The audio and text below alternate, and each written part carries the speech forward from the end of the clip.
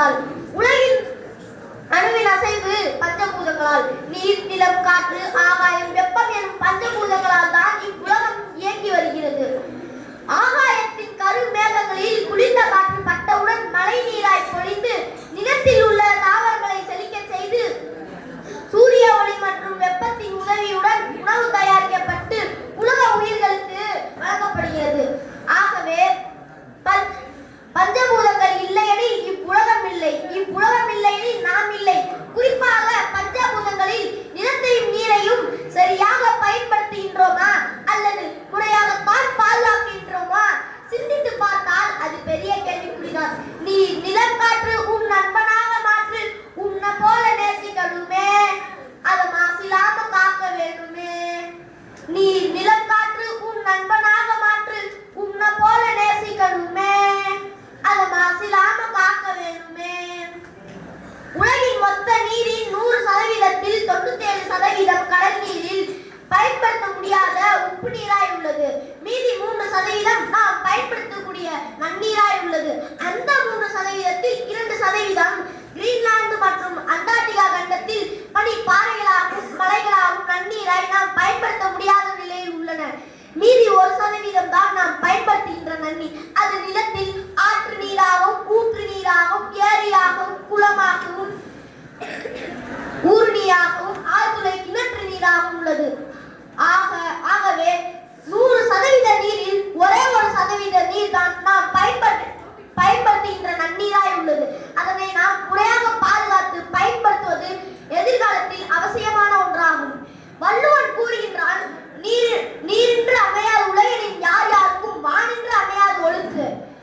எவ்வளவு பெரியவராக இருந்தாலும் நீர் இல்லாமல் வாழ முடியாது. அந்த நீரோ மழை இல்லாமல் கிடைக்காது. தாவரங்கள், விலங்குகள், மற்றும் மற்ற உயிரினங்களுக்கு நிலநீர் முக்கிய வாழ்வாதாரமாக உள்ளது. நிலநீரை பாதுகாக்க வேண்டும் என்றால் மழை நீரை சேமிக்க வேண்டும். மழை நீரை சேமிக்க வேண்டும் என்றால் மழைப்பொழிவை அதிகப்படுத்த வேண்டும். மழைப்பொழிவை அதிகப்படுத்த வேண்டும் என்றால் சுற்றுச்சூழலை பாதுகாக்க வேண்டும். ஆனால் நாம உலக வெப்பமயமாதல், அமிலமழை, ஓசோன் படலம் பாதித்தல், மரங்களை வெட்டுதல், காடுகள் அழித்தல், காட்டுத்தீ, நகரமயமாதல், தொழில்மயமாதல், நிலநீர் காற்று மாசுபாடு என்ற சுற்றுச்சூழலுக்கு கேடு விளைவிக்கின்றோம். இதனால் பருவமழை பொய்த்து விடுகின்றது. மழைப்பொழிவின் அளவு குறைந்து வருகிறது.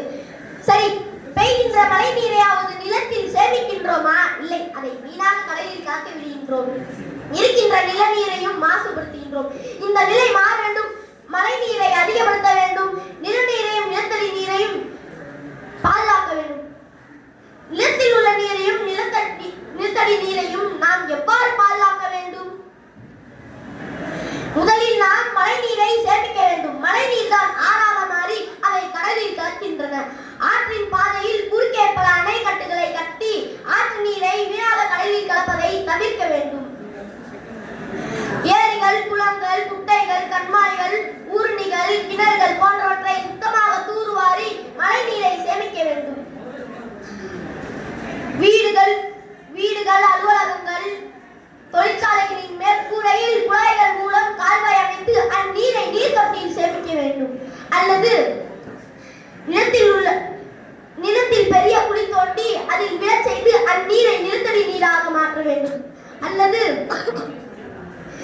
ஆழ்துளை கிணறு, கேணி இவற்றிற்கு கால்வாய் மூலம் மழை நீரை அனுப்பி நிலத்தடி நீர்மட்டத்தை உயர்த்த வேண்டும்.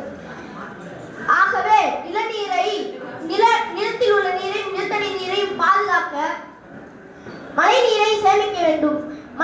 மழை நீரை அதிகப்படுத்த சுற்றுச்சூழலை பாதுகாக்க வேண்டும்.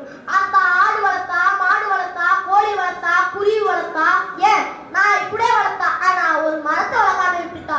ஆகவே மாணவர்களே, வீட்டிற்கு ஒரு மரம் வளர்ப்போம், காடுகளை காப்போம், அதிக மழை பெறுவோம். இதுவரை 2 உலகப் போர்கள் நடைபெற்றன. அதற்கு பல காரணங்கள் இருக்கலாம். ஆனால் 3ஆம் உலகப் போர் வந்தால் அதற்கு ஒரே காரணம் நீர் பிரச்சனை மட்டும்தான். ஆகவே நிலத்தில் உள்ள நீரையும் நிலத்தடி நீரையும் சேமித்து மனித குலத்தை காப்போம் என்று கூறி உங்களிடம் இருந்து விடைபெறுகிறேன். நன்றி, வணக்கம்.